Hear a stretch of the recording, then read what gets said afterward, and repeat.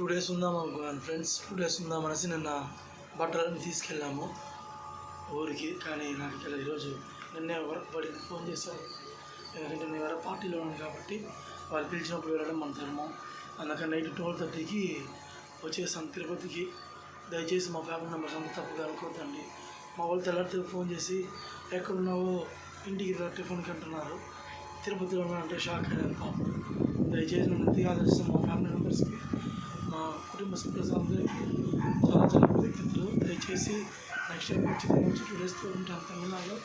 దయచేసి అంత తప్పుగా అనుకోవద్దండి. చాలా చాలా బాధగానే ఉంది, కానీ తప్పదు. ఎందుకంటే మనం పిలిచినప్పుడు వెళ్ళాలి, అది మన ధర్మం. అందుకని వెళ్ళాల్సి వచ్చింది, తిరుపతి రావాల్సి వచ్చింది. అందుకని వచ్చాను. నన్ను ఎంతగా ఆదరించిన మా ఫ్యామిలీ మెంబర్స్కి కృతజ్ఞతలు.